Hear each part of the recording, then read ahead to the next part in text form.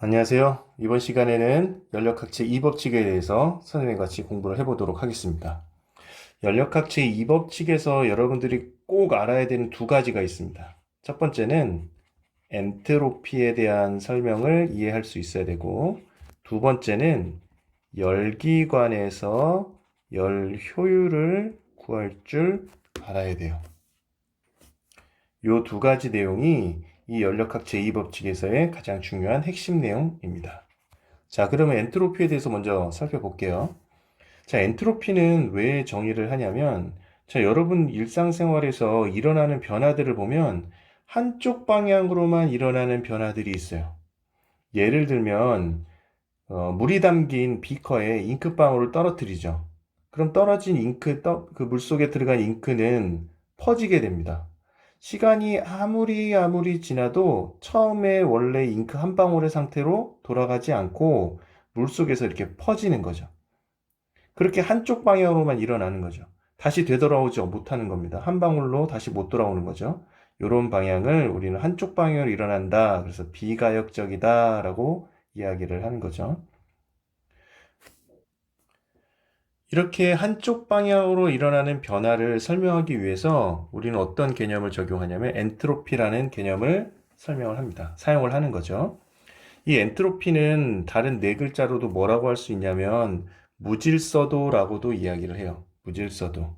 그래서 모든 변화는 한 방향으로만 일어난 모든 변화는 어떤 식으로 되냐? 엔트로피가 증가하는 방향으로 일어난다. 즉 무질서도가 증가하는 방향으로 모든 변화는 일어난다. 이렇게 설명을 합니다. 그리고 이 연력학체 이 법칙을 이용해서 설명할 수 있는 여러 가지 현상들이 있는데 우리 교재에 나와 있는 것처럼 이 다섯 가지 요거는 꼭 기억해 두셔야 돼요. 여러분들 요 상황들을 꼭 기억해 두셔야 됩니다. 자, 연력학체 이 법칙에서 중요한 두 번째 열기관입니다. 열기관. 자, 우리가 이제 앞에서 연력학 제1법칙을 공부할 때 기체의 연력학 과정에 대해서 공부를 했잖아요. 그 연력학 과정의 총집합체라고 보시면 돼요. 이 열기관은 뭐 하는 장치냐면 이 열에너지를 흡수해서 일을 하는 장치입니다. 일로 바꾸는 장치다. 이때 이 열기관에서 에너지는 보존이 돼요. 무슨 얘기냐면 이 열기관은 흡수를 합니다. 열을 흡수를 해요. 고열원으로부터 열을 흡수하고 저열원으로 열을 방출합니다. 이 과정에서 한 일이 바로 흡수한 열과 방출한 열의 차이다 이 얘기인 거죠. 네, 요식 매우 중요합니다. 여러분들 연력학제 2법칙에서 이 에너지 보존 법칙을 기억해 두셔야 돼요. 이럴 때 우리는 뭐를 정의할 수 있냐면 열기관의 열 효율을 정의할 수 있어요. 그러니까 열 효율이 좋다라는 얘기는 그만큼 적은 에너지로 많은 일을 한다 이렇게 받아들이시면 돼요. 적은 에너지를 흡수해서 많은 일을 한다 이렇게 보시면 되는 거죠. 자, 이때 열 효율은 어떻게 정의하냐? 요겁니다. 요식. 여러분 이거 중요해요. 여러분 이것도 중요합니다. 자, 열을 흡수했죠. Q1이 흡수한 열이야.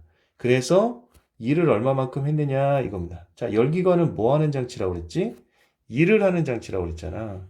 그러니까 우리가 관심 있는 건 이 열기관이 얼마만큼의 일을 하느냐가 관심이 있는 거야. 그러면 이 일을 하기 위해서 열을 흡수했을 거 아니야.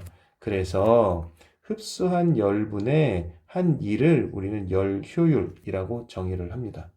그러면 연력학 제2법칙이 적용된 이 열기관에서 에너지 보존 법칙을 적용하면 아까 뭐라고 그랬어? 흡수한 열과 방출한 열의 차이가 한 1이라고 그랬잖아. 그래서 W는 한 1은 뭐라고 쓸 수 있냐?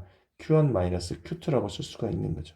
그래서 열 효율은 식은 1-Q1분의 Q2로도 표현할 수가 있습니다.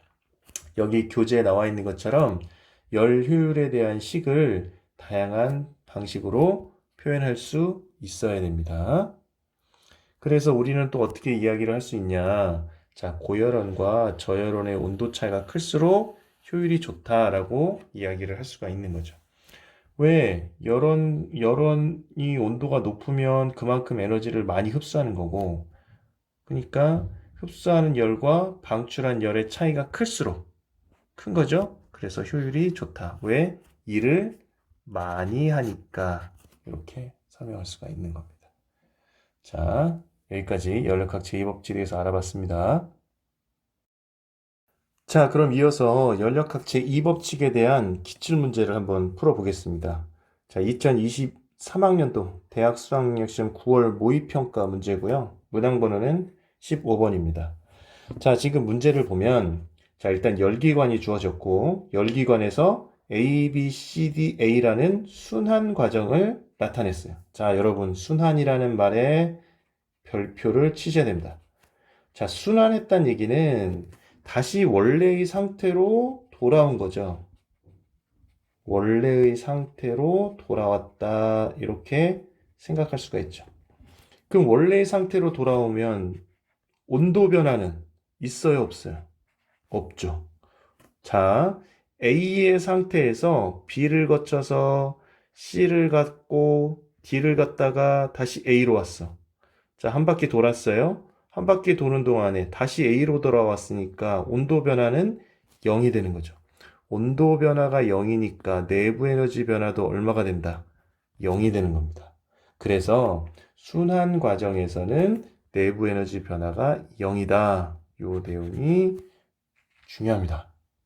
이 문제를 푸는 핵심이 되는 거죠. 예, 키라고 보통 얘기하나요? 예, 키가 되는 겁니다. 자, 문제를 계속 또 읽어볼게요. 이렇게 순환하는 동안 기체의 압력과 부피를 나타냈는데 표를 보니까 흡수 또는 방출하는 열량 Q 나타냈고 내부 에너지 증가량 또는 감소량 델타 U를 나타냈네요. 자, 흡수는 플러스, 방출은 마이너스, 증가는 플러스, 감소는 마이너스 이렇게 표현을 할 수가 있습니다. 그럼 이제 뭐가 빠졌어? 연력학제 1법칙에서 W가 빠졌네. 1이 빠졌죠? 그럼 우리 A, B, B, C, C, D, D에서 W 값을 한번 구해봅시다. 그러면 일단은 자, 연력학 과정을 다시 한번 분석을 해볼게. 자, A, B 과정은 무슨 과정일까요? 등적 과정이네. 등적 과정이니까 부피 변화 있어 없어? 없네. 부피 변화 없으니까 한 일은 얼마? 0이 되겠죠. 그러면 Q는 연력학 제1법칙에서 Q는 W 플러스 델타 U이잖아요. 이게 연력학 제1법칙이에요. 그러면 AB 과정에서 Q는 50이래. 근데 한 일이 0이네.